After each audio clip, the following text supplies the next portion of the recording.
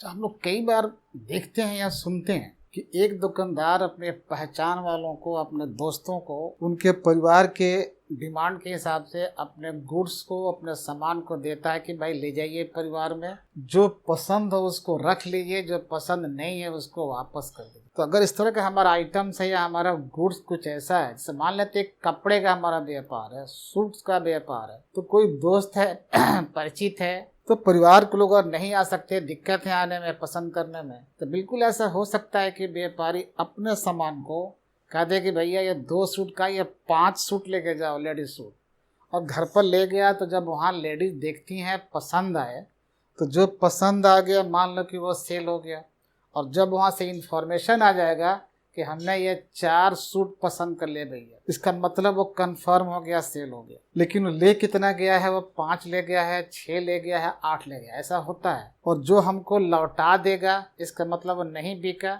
जो रख लिया अपने पास कस्टमर, वो हमारा बिक चुका है, वो सेल हो गया। और ये जो सिस्टम है माल बेचने का, that is non and sale of goods on sale और रिटर्न बेसिस। जो वो एक्सेप्ट कर लेगा, पसंद करके रख लिया अपने यहाँ, वो अज्यूम कर लेते हैं कि सेल हो गया, और जो पसंद नहीं आया उसको वापस कर दिया, रिटर्न कर दिया। तो this is also the system of selling of goods. ऐसे भी होता रहता है। अब ये जरूरी नहीं कि हर प्रकार के माल में ये नियम लागू हो। कुछ इस प्रकार के हमारे गुड्स हैं कि आसानी से उठाकर वो घर तक जा सकता है, पसंद करने वालों के पास जा सकता है, वो पसंद कर लिया, जितना वो क्या हो गया, उनके कंफर्म कर दिया कि ये हो गया जी, हम पसंद कर लिए, रख लिए। और जो पसंद नहीं आया उसको वापस करेगा, अभी करे, कभी करे, जब करे, होगा, सूचना दे जाता है। तो जब व्यापारी इस तरीके से अपने माल को भेजता होगा, कहीं भेजा है कि भाई ले जाइए, तो कस्टमर के नाम से नोट कर लिया, मीन्स रिकॉर्ड कर लेता होगा, तो क्या करता होगा, जब माल को भेजा अप्रूव करने के लिए, पसंद करने के लिए, तो जरूर एक एंट्री बना होगा, उस कस्टमर को डेबिट कर दिया होगा।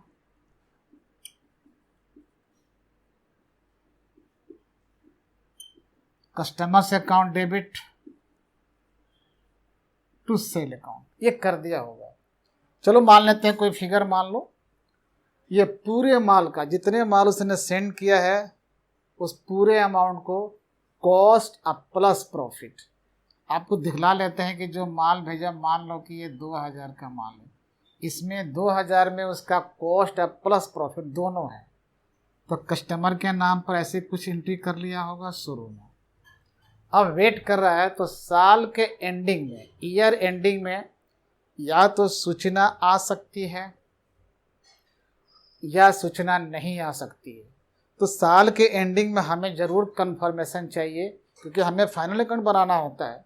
अगर इसको पूरा का पूरा हम सेल मान लें, तो हमारे ट्रेडिंग अकाउंट में सेल बढ़ जाएगा, और इस प्रकार अंत में हमारा नेट प्रॉफिट बढ़ जाएगा। और वो बाद में कह दे कि नहीं नहीं, हमें तो रखना नहीं है, तो थोड़े हमारे बैलेंस शीट में या ट्रेडिंग अकाउंट या पेयर अकाउंट डिस्टर्बेंस पैदा हो जाएगा। तो हम थोड़ा सा चौकन्ने हैं कि भाई बता दो, हमारा ईयर एंडिंग क्लोजिंग हो रहा है, कंफर्म करो क्या रखना है कि वापस करना है। बिल्कुल एज ए बिजनेसमैन हमको करना पड़ेगा इस चीज़ को। तो अगर उसने ईयर एंडिंग में कंफर्म करता है कि भाई जो अपने माल भेजा था उसमें का हमें इतना पसंद है, सपोज करो कि हमने 2000 का माल भेजा था, और उसमें कैसे जाते हैं, जो कॉस्ट था हमारा, ये कॉस्ट कितना है, 1500 प्लस 500, यानी हमने कितना का माल दिया था उसको, 2000 का माल भेजा था। ये उसमें हमारा कॉस्ट था, और ये हमने प्रॉफिट को ऐड कर दिया था। अब वो कहता है कि ये आधा जो माल गया था उसका आधा पसंद है, इसका मतलब आधा हमको वापस करेगा, अभी करे या फिर तभी करे। तो जब हम 50-50 कर दें, तो ये कॉस्ट भी हमारा कितना होगा, ये 750 होगा, और प्रॉफिट हमारा कितना उसमें ऐड होगा, ये 250 ऐड हुआ होगा। तो आधा का काम तो करना पड़ेगा, और आधे को हम क्या मान लेते हैं, सेल मान लेंगे। लेकिन जो 50% सेल नहीं है, तो रिटर्न होगा, अभी रिटर्न हो या बाद में रिटर्न, सेल तो नहीं माना जाएगा। जबकि हमने क्या किया है, इसको पूरा सेल मान लिया है, और पूरे हमने डेटर में या कस्टमर में इसको जोड़ रखा है। तो ऐसी दशा में जब सूचना मिलती है at the ending of the year, ये बाहर की सूचना है और हमने इस नई सूचना की एंट्री नहीं करी है, तो नेचुरली ये एडजस्टमेंट है। हमने ये ऑलरेडी एंट्री कर रखी है, हमने सेल खड़ा कर दिया था फुल अमाउंट से, हमने डेटर खड़ा कर रखा है फुल अमाउंट से, जबकि ईयर एंडिंग में सूचना मिल रही है कि भैया उसके आधे जो है हमें पसंद है, हम उसको रख लेते हैं, बाकी जो बचा हम आपको वापस कर देंगे, बाद में कर दे। इन्फॉर्मेशन तो आ गया। तो जब इन्फॉर्मेशन मिलेगा तो हमें एक एंट्री पास करनी पड़ेगी, एडजस्टिंग एंट्री पास हमको करनी पड़ेगी। तो क्या करनी पड़ेगी, हमें सेल को कम करना पड़ेगा। सेल देखो क्रेडिट हो चुका था, बढ़ गया है, अब हमें सेल को कम करना पड़ेगा। तो क्या एंट्री करेंगे हम लोग, एक ये एंट्री करेंगे, सेल अकाउंट डेबिट करेंगे। कितना से घटाना था हमको, ये सेल फिगर ये है, दोनों मिला करके फिगर है, इसको दोनों आप जोड़ोगे कितना आ जाएगा, इसको दोनों जोड़ोगे तो आप 1000 का फिगर आ जाएगा। तो सेल अकाउंट डेबिट 1000, तो कस्टमर भी तो उतना सा हमारा घट जाएगा। हमारा जो डेटर था या कस्टमर जिसको हमने माना था, तो सामान तो बिका ही नहीं हमारा था, अब उतने फिगर के लिए कस्टमर तो है नहीं, इसलिए इसको रिवर्स हम लोग कर देंगे। कस्टमर आपने लिखा है तो कस्टमर लिखिए, अगर आपने डेटर लिखा होगा तो डेटर लिखिए। And this is our adjusting entry. ये एंट्री ऑलरेडी हो चुकी है। ईयर एंडिंग में हमें कंफर्मेशन चाहिए, जो सूचना मिली कि भाई ऐसे ऐसे बात है, तो ईयर एंडिंग में हमने एडजस्टमेंट की एंट्री ये कर दी, ये हमने एडजस्ट कर दिया। अब देखना है कि क्या करें। उसमें तमाशा एक और है, इसको मिटा दे रहे हैं। फाइनल अकाउंट को फाइनलाइज करते समय इस फिगर को कहाँ कहाँ हम लोग रखेंगे, तो इसको अच्छी तरह समझने के लिए हम एक एग्जांपल लेते हैं और एक हम ट्रायल बैलेंस बनाकर देखते हैं, वहाँ से फिगर लेके चलते हैं। ये पूरी बात हम यहाँ से मिटा देते हैं। ये समझ गए होंगे कि सेल ऑन अप्रूवल और रिटर्न बेसिस क्या है, या sale of goods on sale और रिटर्न बेसिस से क्या चीज़ है। हम एक ट्रायल देखते हैं कि ट्रायल में क्या बात हो सकती है। चलो मान लेते हैं कि एक ट्रायल बैलेंस है और ये हमारे डीआर और सीआर के लिए क्या है, हम संकेत में मान लेते हैं कि ये हमारा ट्रायल बैलेंस है, ये डीआर साइड है, ये सीआर साइड है। ट्रायल में हो सकता है कि यहाँ पर परचेज हो, कुछ फिगर हम मान लेते हैं, ये फिगर हो सकता है, ऐसा हो सकता है यहाँ पर हमारे सेल्स भी हो, तो सेल्स फिगर मान लेते हैं कि ये 40,000 का सेल कहीं लिखा हो सकता है। ये भी मान लेते हैं कि हमारे डेटर्स या कस्टमर अकाउंट, कस्टमर ही हमारे डेटर्स हैं, डेटर्स भी हैं, ये डेबिट साइड में होते हैं। डेटर्स हमारे हो सकते हैं, मान लो चलो 12,000 का मान लेते हैं। और स्टॉक भी हमारे हो सकते हैं। तो स्टॉक हमारे अक्सर क्लोजिंग स्टॉक कहाँ होते हैं, बाहर होते हैं, तो चलिए हम मान लेते हैं बाहर हमारे हैं स्टॉक। एडजस्टमेंट में देखते हैं क्या बातें हो सकती हैं। एडजस्टमेंट में मान लेते हैं closing stock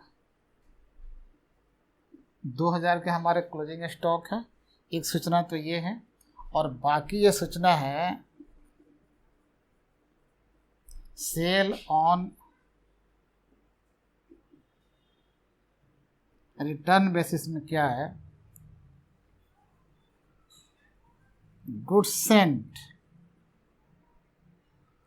Saint on sale और रिटर्न बेसिस। तो हम इसको ऐसे कर लेते हैं।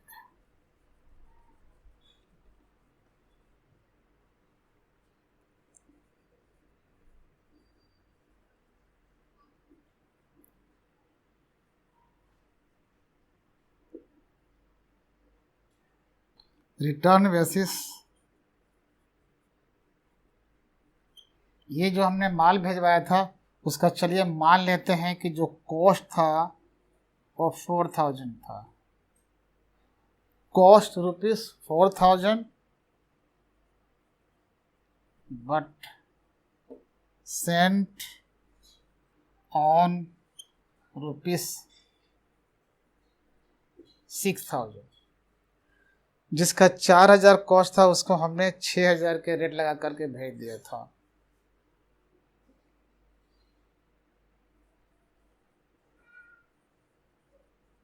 कस्टमर accepted only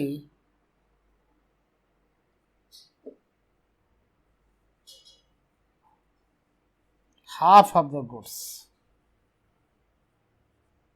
जो हमने माल भेजा था उसका सिर्फ कस्टमर हाफ एक्सेप्ट कर रहा है, आधा एक्सेप्ट कर लिया, इसका मतलब आधा रिटर्न आएगा वो। अब देखते हैं कि इसको हम लोग कैसे करेंगे। ये हमारा ट्रायल बैलेंस था, एक्सट्रैक्ट ट्रायल बैलेंस है, ये छोटी बातें इसमें हैं। क्लोजिंग स्टॉक हमारे एडजस्टमेंट में है 2000 का at the end of the year, और एक सूचना के रूप में है कि हमने रिटर्न बेसिस पर 4000 रुपये लागत के माल को भेजा था, कितने पर, 6000 के मूल्य पर। तो हमने 2000 इसमें ऐड कर लिया था प्रॉफिट, ये हमने कस्टमर को भेज दिया। कस्टमर एक्सेप्ट कितना किया है, उसका आधा एक्सेप्ट कर लिया है, तो बाकी आधा वापस करेगा। तो जब वापस करेगा तो हमें देखना है हमें क्या करना है। अब हम लोग फाइनल अकाउंट बनाते समय इसकी जगह कहाँ देंगे, तो देखते हैं फाइनल अकाउंट। ये मान लेते हैं कि ये हमारा trading account and profit and loss account का पोर्शन है। इसमें दोनों हिस्सा है,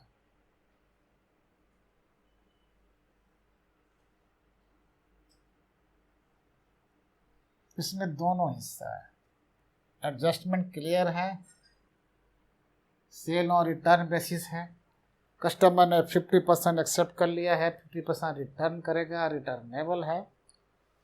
तो ये मानते हैं इतना पोर्शन क्या है ट्रेडिंग अकाउंट का, ऊपर ये पोर्शन है। तो और नीचे वाला हमारा प्रॉफिट एंड लॉस अकाउंट है। तो ये ऊपर का पोर्शन जो ट्रेडिंग अकाउंट है, हम लोग क्या लिखेंगे, देखो ट्रेडिंग अकाउंट के सीआर साइड में आइटम कौन सा जाता है, सेल्स, और ये परचेज ये भी आता है। तो चलिए हम वहाँ से पिकअप करते हैं। तो जो परचेज है हम उसको डेबिट साइड में लिख सकते हैं। परचेज में कोई भी आइटम ऐसा नहीं है जो एडजस्ट होने वाला हो, तो परचेज से कुछ भी एडजस्ट जब होने वाला नहीं था, सीधे आउटर कॉलम में नोट कर देते हैं इसको। ये फिगर हमने ट्रायल बैलेंस से ले लिया, एक बार जाएगा, चाहे जहाँ भी एक बार जा चुका है, और इस परचेज में से कोई भी एडजस्ट होने वाला नहीं है। अब देखते हैं यहाँ हम लोग क्या लिखते हैं, यहाँ हम लोग नेट सेल या सेल लिखते हैं, और हमारा नेट सेल ही है जब रिटर्न नहीं दिया है। तो ध्यान रखना, जब ये भेजा गया होगा 4000 के माल को, तो इस सेलिंग फिगर पर ऐड कर लिया गया होगा, डेटर के नाम पर इस सेलिंग फिगर को ऐड कर लिया गया होगा।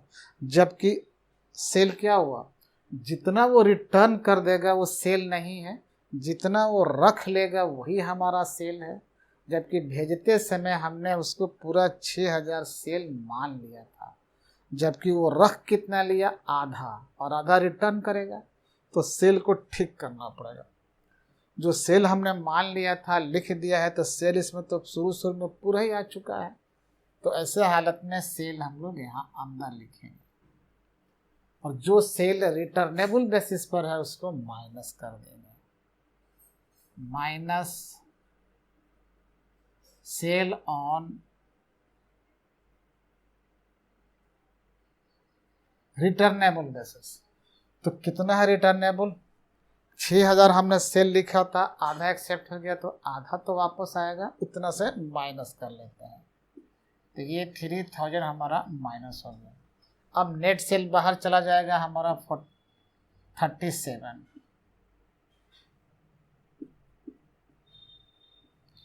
ये फिगर हमने ले लिया, एक बार ही जाना, एक बार जा चुका है, हमने कर दिया इस चीज़ को।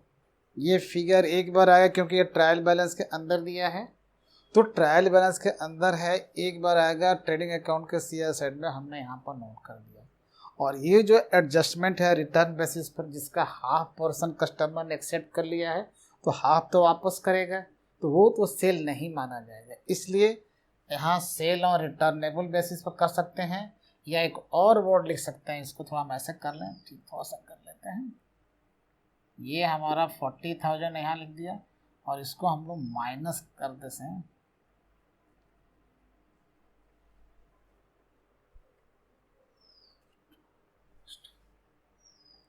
इसको हम लोग नाम बदल सकते हैं कि जो गुड्स है रिटर्नेबल, ठीक है, रिटर्नेबल। तो कितना रिटर्न हमारा होना है, उसका आधा 50%, यानी कि 3000। और ये घटाने के बाद कितना हमारा बाहर आ गया, ये हमारा हो गया नेट सेल की पोजीशन। अब इसमें हम लोग क्या करते हैं, ट्रेडिंग अकाउंट के शेयर साइड में क्लोजिंग स्टॉक भी लिखते हैं। तो चलिए हम क्लोजिंग स्टॉक भी लिख देते हैं।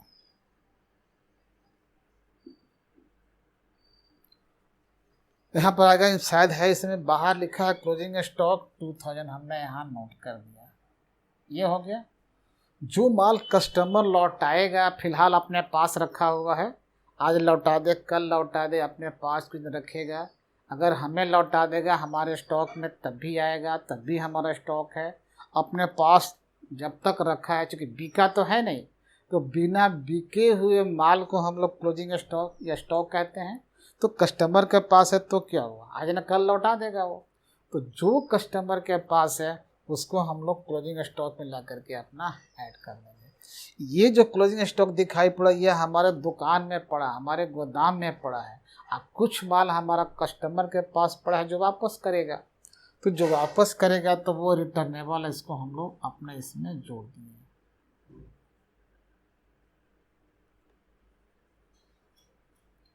गुड्स ऑन रिटर्नेबल, या गुड्स रिटर्नेबल कर लेते हैं।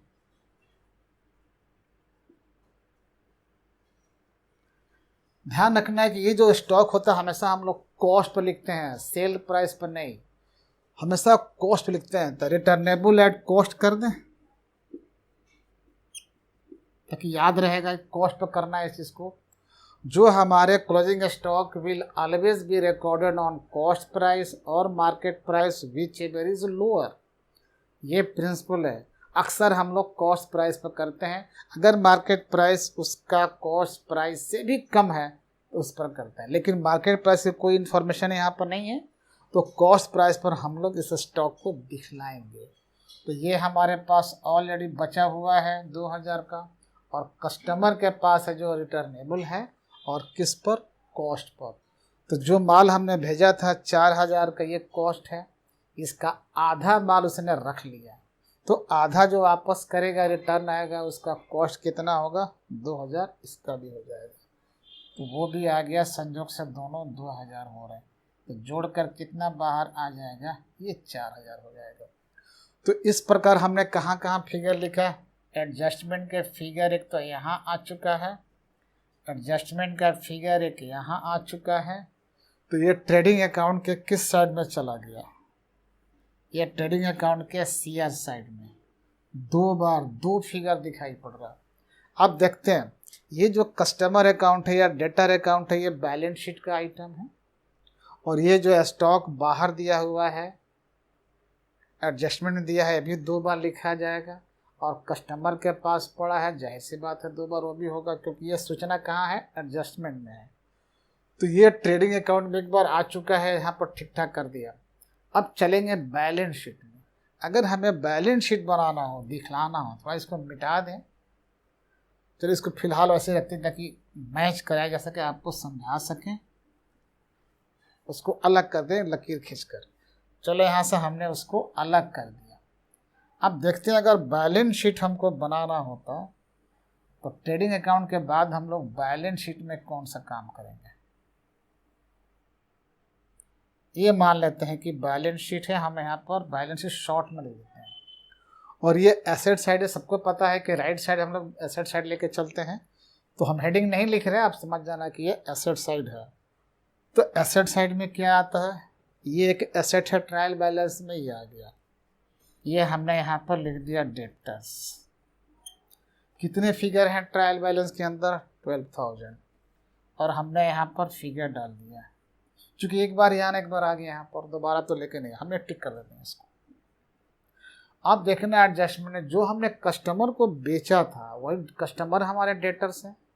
तो कस्टमर को जितना माल बेचा था उतना कस्टमर के नाम पर या डेटर के नाम पर डेबिट कर दिया था, लेकिन वो बात सच नहीं थी। आधा ही माल रखा है तो आधे प्राइस के लिए हमारा डेटर बनेगा वो।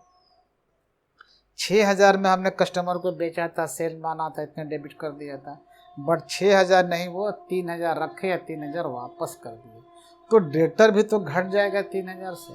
डेटर का सीधा संबंध सेल से होता है, ये सेल है और ये हमारे क्या है, यही वापस आएगा 3,000 का। इतना से हम क्या करेंगे, माइनस कर देंगे डेटर को, माइनस गुड्स रिटर्नेबल। कितना है रिटर्नेबल, हमारे 3,000 गुड्स रिटर्नेबल है।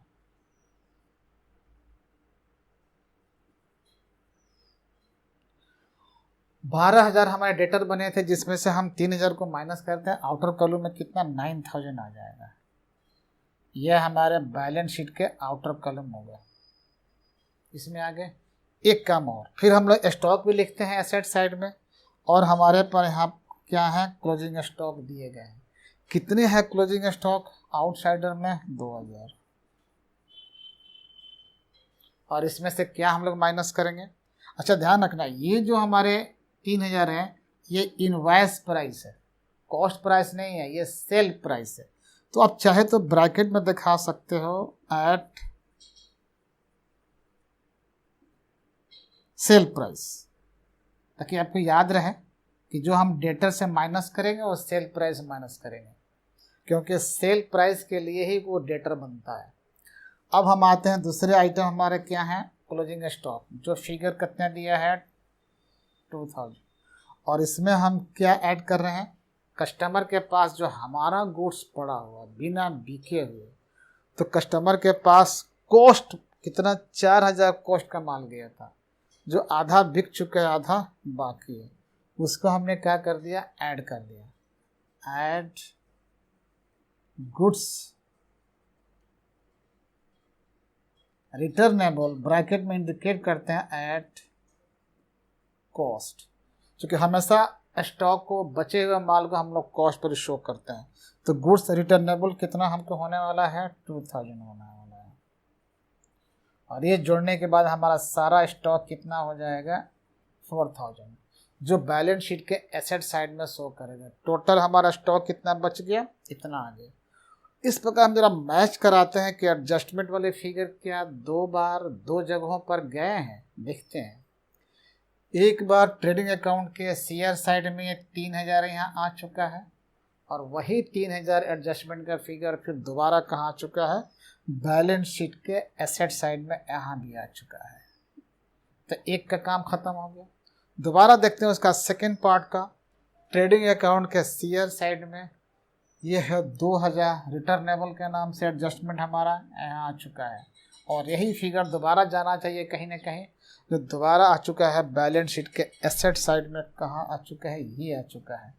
तो इस प्रकार इस तरह का एडजस्टमेंट है कि अब तो 4 जगहों पर दिखाई पड़ रहा है, 2 जगहों पर इसमें दिखाई पड़ रहा है ट्रेडिंग में, और 2 जगहों पर बैलेंस शीट में दिखाई पड़ रहा है। तो ये कभी कभार हो जाता है कि एक ही एडजस्टमेंट के 4 जगह 3 जगह हो जाता है। तो नॉर्मल हम लोग जानते हैं कि एडजस्टमेंट कम से कम 2 जगहों पर 2 बार जाते हैं, लेकिन एक दो पीस बड़ी खतरनाक है, कभी कभी 3-4 जगह ले लेते हैं। लेकिन 2 जगहों पर एक चीज़ को जाना है, जैसे 3,000 3,000 2,000 2,000, ये पोजीशन पक्का ऐसे होगा। ठीक है, कोई बात नहीं, बस ये हमारा एडजस्टमेंट हो चुका। उम्मीद है ये थोड़ा सा डेंजर एडजस्टमेंट है, थोड़ा सा लैंग्वेज बड़े टेढ़े मेरे हैं, तो बड़ी सावधानी से आप इस बात को समझोगे तो पूरी बात समझ में आ जाएगी। फाइनल अकाउंट बनाते समय कभी कभार इस तरह के एडजस्टमेंट दे देते हैं। ठीक है, तो उम्मीद ये बात समझ में आ गई होगी, अब आराम से आप कर सकते हैं। Okay, thank you.